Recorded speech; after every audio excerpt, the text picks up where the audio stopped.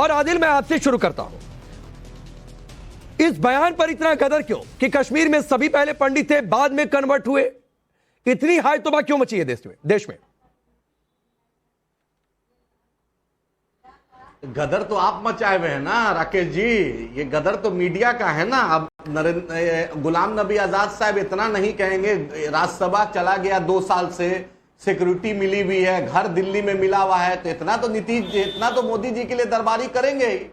इसमें क्या नया है? और महबूबा मुफ्ती मोहतरमा जो बोली है वो तो मोदी जी की बहन थी। कल तक दोनों मिलकर सरकार बनाए थे, सीएम डिप्टी सीएम थे, उनके अब्बा भी चीफ मिनिस्टर बने थे। मोदी जी शपथ ग्रहण में गए थे, अमित शाह साहब शपथ ग्रहण में गए थे। इन लोग की पुरानी यारी है, दोस्ती है। फारूक अब्दुल्ला साहब से भी अटल बिहारी वाजपेयी जी के वक्त दोस्ती है। तो ये सब तो पुराना गणित है ना बॉस, इसमें नया क्या है? और मोदी जी पर इतना तो एहसान उतारेंगे ना गुलाम नबी आजाद। ऐसे वो गुलामे कांग्रेस थे, अब गुलामे आप मोदी किसका हो किस गए। पर एहसान उतार रहे हैं? गुलामे कांग्रेस नहीं, आप किसका एहसान उतार रहे हैं आदिल हसन?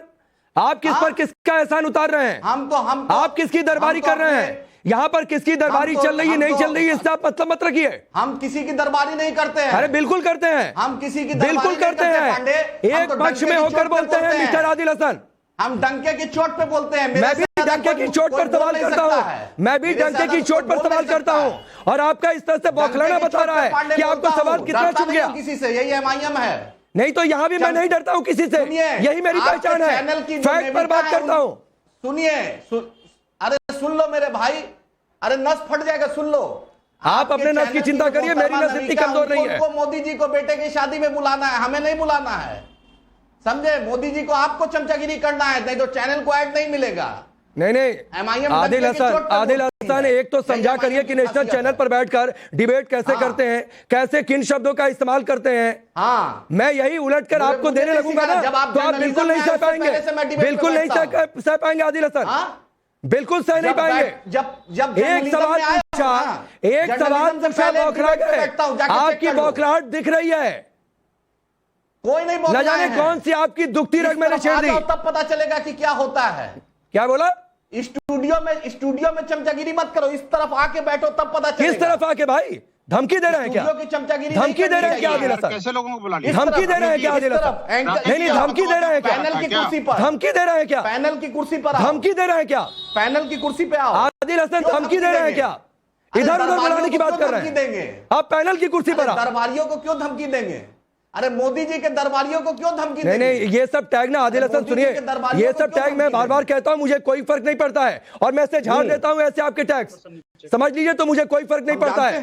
विनोद बंसल जी रुक जाइए भाई, रुक जाइए। हाँ, कोई फर्क नहीं पड़ता है। वो तो पीएमओ से जो आता है वही बोलो। नहीं, वो आपके पास पता नहीं कहां से आता है, हमारे पास तो सीधे जनता से आता है भाई। हमारे विनोद बंसल जी एक सवाल पूछा था कि गुलाम नबी आजाद के बयान पर इतना गदर क्यों?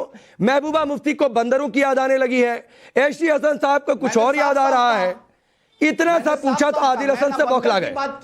न जाने कौन सी स्कीम की दुखती रग मैंने छेड़ दी। नहीं, देखिए दुखती रग तो चिड़ी है, इसमें कोई दरा नहीं है। देखिए आदिल हसन, विनोद बंसल आपका नाम नहीं है।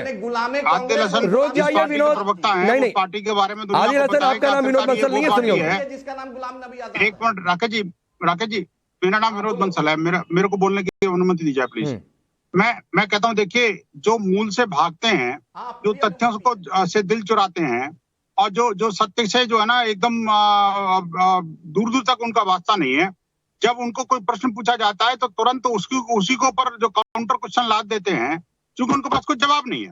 वास्तव में देखा जाए तो ये वो लोग हैं जो जिस ताली में खाते हैं उसी में छेद करते हैं।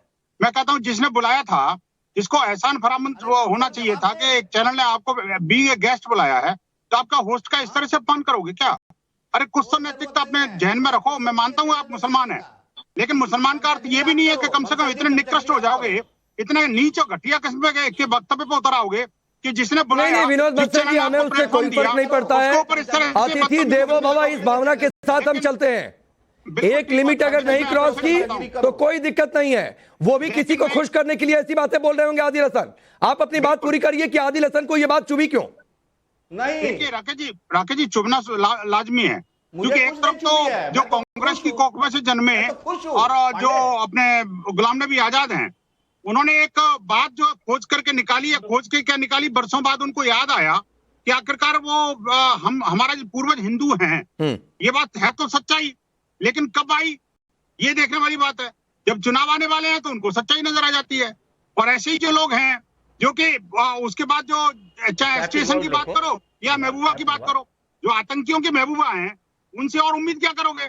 जो महबूबा ही आतंकियों की हैं, जो आतंकियों के लिए पैरवी करती हैं, आतंकियों के लिए जो आंसू बहाती हैं, और जो भारत विभाजन के लिए लोगों के साथ खड़े होती हैं, 370 का ये विरोध करती हैं।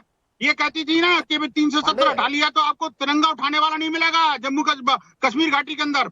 इन आतंकियों के महबूबा को बता दीजिए कि अब तिरंगा उठाने वाले मिलेंगे, इनका जिहादी झंडा उठाने वाला कश्मीर घाटी के अंदर नहीं बचेगा, उनका जनाजा उठाने वाला भी नहीं मिलेगा।